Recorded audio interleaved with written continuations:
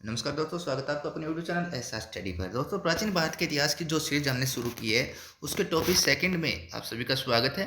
इस टॉपिक में हम बात करेंगे वैदिक सभ्यता के बारे में। वैदिक सभ्यता का पार्ट फर्स्ट आज हम इस वीडियो में डिस्कस करेंगे। तो दोस्तों चलते हैं वीडियो पर, लेकिन वीडियो पर जाने से पहले अगर आप हमारे चैनल पर नए हैं तो चैनल को सब्सक्राइब करें और बेल आइकन को जरूर दबाएं ताकि आने वाले सभी वीडियो तो तुरंत पहुंच के आपकी तैयारी अच्छे से चलती रहे। जी हाँ दोस्तों, हम इस सीरीज के तहत सभी टॉपिक विस्तार से क्लियर करेंगे। सिंधु घाटी सभ्यता के 2 वीडियो हमारे चैनल पर पहले अपलोड कर दिए गए हैं जिनमें सिंधु घाटी सभ्यता के बारे में हमने विस्तार से जाना। अब हम बात करेंगे वैदिक सभ्यता के बारे में। दोस्तों, ये सभी जो टॉपिक है वो आने वाले सभी एग्जाम की दृष्टि से अत्यंत ही महत्वपूर्ण साबित होंगे। चाहे वो आरएस का एग्जाम हो, चाहे वो सब इंस्पेक्टर का एग्जाम हो, आने वाली सभी परीक्षाओं के लिए ये वीडियो अत्यंत ही महत्वपूर्ण साबित होंगे। हस्तलिखित नोट्स के माध्यम से आपकी तैयारी करवाई जाएगी। दोस्तों, आज से हम राजस्थान जीके की भी सीरीज हमारे चैनल पर शुरू कर रहे हैं। तो दोस्तों, राजस्थान के जीके के जो भी मोस्ट इंपॉर्टेंट टॉपिक है वो सभी आपको विस्तार पूर्वक हमारे चैनल पर उपलब्ध करवाएंगे। दोस्तों, चैनल से जुड़े रहें, चैनल को सब्सक्राइब कर लें। दोस्तों, चलते हैं आज के वीडियो पर।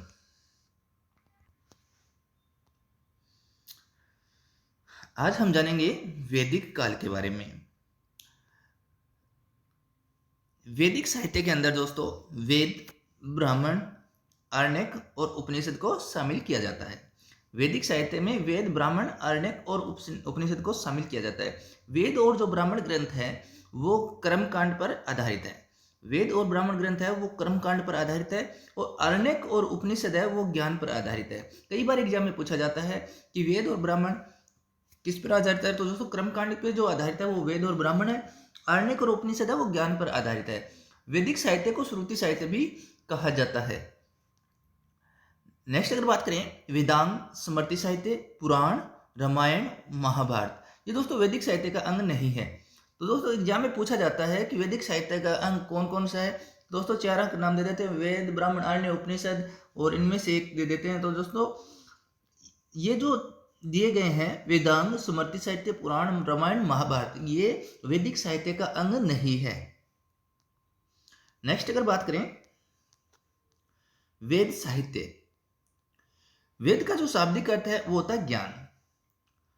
वेद नित्य अपौरुषीय होते हैं। वेदों की रचना करने वाले को दृष्टा कहा जाता है। वेदों की जो रचना करने वाले होता है उसे दृष्टा कहा जाता है। एग्जाम में कई बार पूछा गया है वेदों की रचना करने वाले को क्या कहा जाता है, तो वेदों की रचना करने वाले को दृष्टा कहा जाता है। वैदिक साहित्य को श्रुति साहित्य भी कहा जाता है। वैदिक साहित्य को श्रुति साहित्य भी कहा जाता है। अब बात करते हैं ऋग्वेद के बारे में। ऋग्वेद में 10 मंडल है, 1028 सूक्त है और 10,600 श्लोक है। ये बात करी हमने ऋग्वेद के बारे में। ऋग्वेद में पहला एवं 10वां मंडल है वो बाद में जोड़े गए हैं। ऋग्वेद में पहला और जो 10वां मंडल है वो बाद में जोड़े गए हैं।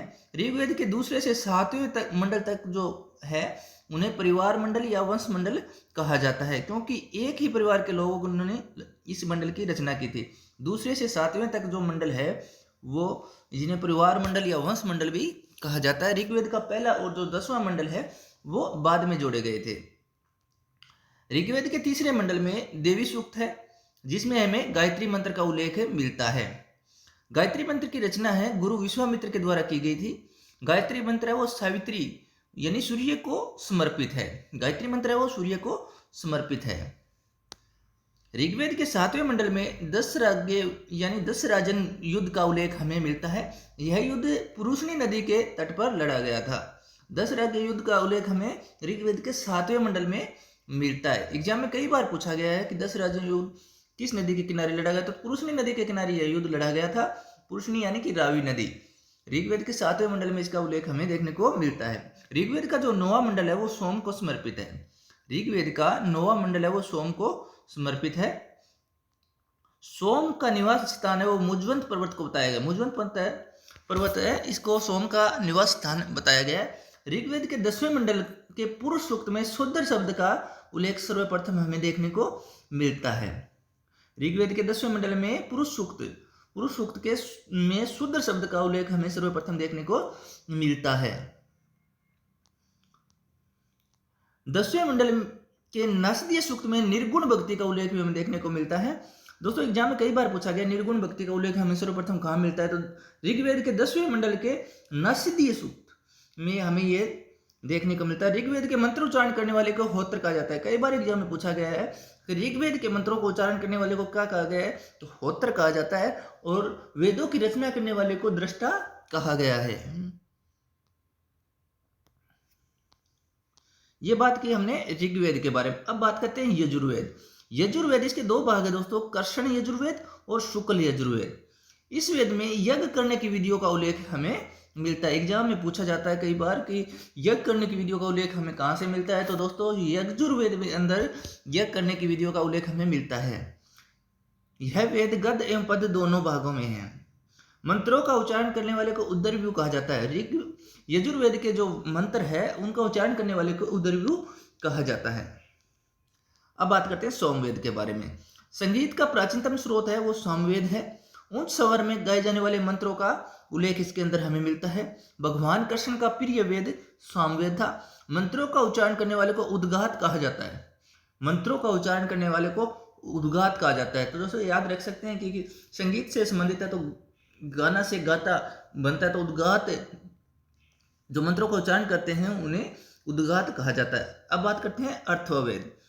इसकी रचना ऋषि अथर्व एवं ऋषि अंगिरस ने की थी, इसलिए इसे अथर्वांगिरस वेद भी कहा जाता है। अथर्व वेद की रचना है वो ऋषि अथर्व एवं अंगिरस ने की थी। इनके शिष्य थे अंगिरस, इन्होंने की थी, तो इन्हें अथर्वांगिरस वेद भी कहा जाता है। इसमें जादू टोने टोटके बीमारियां चिकित्सा की जानकारी हमें मिलती है। एग्जाम में बहुत बार पूछा गया है कि जादू टोने टोटके बीमारियां आदि की जानकारी कहाँ से मिलती है, तो अथर्व वेद से मिलती है।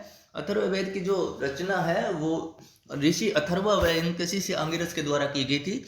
इस कारण इसे अर्थवांगी रसवेद भी कहा जाता है। मंत्रों के उच्चारण करने वाले को ब्रह्म कहा जाता है। मंत्रों के उच्चारण करने वाले को ब्रह्म कहा जाता है। ये दोस्तों याद रखने योग्य बातें हैं कि वेदों की रचना करने वाले को दृष्टा कहा जाता है। ऋग्वेद की रचना करने वाले को होत्र कहा जाता है। यजुर्वेद के मंत्रों का उच्चारण जो करता है उसे उदरव्यू कहा जाता है। सामवेद के मंत्रों का उच्चारण करने वाले को उद्गात कहा जाता है और अथर्ववेद में मंत्रों को उच्चारण ब्रह्म कहा जाता है। तो ये बातें हमें ध्यान में रखनी है। अब बात करते हैं वेदत्री। वेदत्री में दोस्तों अथर्ववेद को शामिल नहीं करते हैं, बाकी तीनों वेद इसमें शामिल होते हैं, ऋग्वेद, यजुर्वेद और सामवेद। सम्मिलित रूप में इन्हें वेदत्री कहा जाता है। ये बात की हमने वेदों की।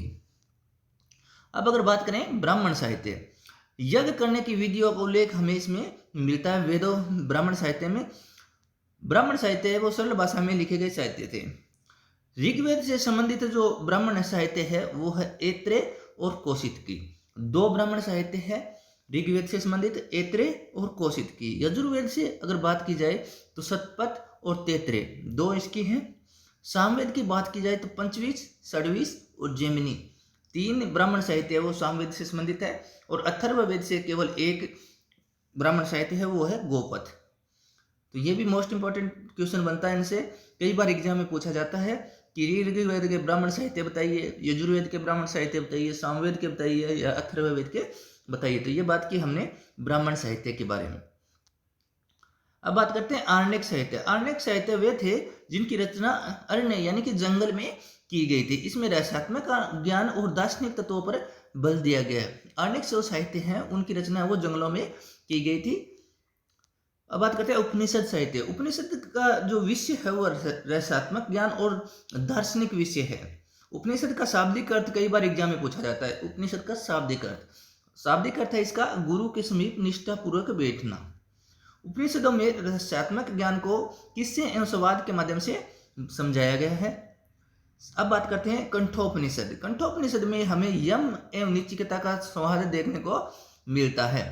वरदारण्यक उपनिषद है, इसमें याज्ञवल्क्य व गार्गी का संवाद हमें देखने को मिलता है। मुंडकोपनिषद से हमें सत्यमेव जयते देखने को मिलता है। तो दोस्तों ये इंपॉर्टेंट फैक्ट है, कई बार एग्जाम में पूछा जाता है कि यम व निचिकेता से संबंधित उपनिषद कौन सा है, याज्ञवल्क्य व गार्गी का संवाद हमें कौन से उपनिषद में मिलता है, सत्यमेव जयते हमें कहाँ से मिलता है। तो दोस्तों ये याद रखने हैं, यम व निचिकेता का जो संवाद है हमें कंठोपनिषद में मिलता है, याज्ञवल्क्य व गार्गी का जो संवाद है हमें वरदारण्यक उपनिषद में मिलता है और सत्यमेव जयते हमें मुंडकोपनिषद से मिलता है। अब बात करते हैं छंदोग्य उपनिषद। छंदोग्य उपनिषद में भगवान कृष्ण का पहला उल्लेख है, इसी में हमें मिलता है। इसमें छंदोग्य उपनिषद में हमें कृष्ण को देवकी का पुत्र एवं अंगिरस का शिष्य बताया गया है। बौद्ध धर्म का पंचशील सिद्धांत भी छंदोग्य उपनिषद से लिया गया है। बौद्ध धर्म का पंच जो सिद्धांत है वो छंदोग्य उपनिषद से लिया गया है। बौद्ध धर्म का अष्टांगिक मार्ग है वो ऐतरेय उपनिषद से लिया गया है। तो ये बातें याद रखनी है। बौद्ध धर्म का पंच सिद्धांत वो छंदोग्य उपनिषद से लिया गया है। बौद्ध धर्म का अष्टांगिक मार्ग है वो ऐतरेय उपनिषद से लिया गया है। चारों आश्रमों की जानकारी हमें जाबाल उपनिषद से मिलती है। कई बार एग्जाम में पूछा गया, मोस्ट इंपॉर्टेंट फैक्ट है कि चारों आश्रमों की जानकारी हमें कौन से उपनिषद से मिलती है, तो जाबाल उपनिषद से हमें ये जानकारी मिलती है। इसे वेदांत भी कहा जाता है, उपनिषदों को वेदांत भी कहा जाता है। अब बात करते हैं वेदांग। वेदांग दोस्तों यह वैदिक साहित्य का अंग नहीं है। वेदांग 6 थे, शिक्षा, व्याकरण, ज्योतिष, कल्प, छंद और निरुक्त। ये 6 वेदांग है, शिक्षा, व्याकरण, ज्योतिष, कल्प, छंद और निरुक्त। व्याकरण पाणिनि की अष्टाध्यायी है, वो व्याकरण की प्रथम पुस्तक है। ये बातें याद रखनी है।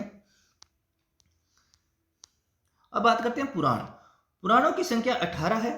सर्वप्रथम पार्टीजर ने पुराणों के ऐतिहासिक महत्व को समझा था। पुराणों की रचना ऋषि लोमहर्ष एवं उनके पुत्र उग्रसर्वा के द्वारा की गई थी।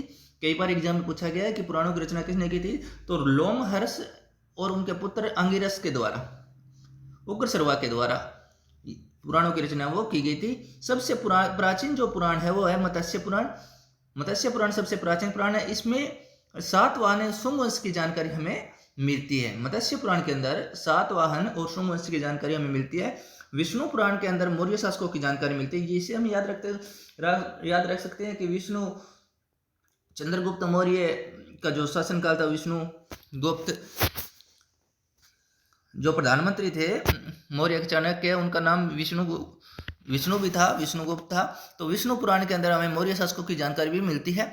वायु पुराण की अगर बात की जाए तो वायु पुराण में हमें गुप्त वंश की जानकारी देखने को मिलती है।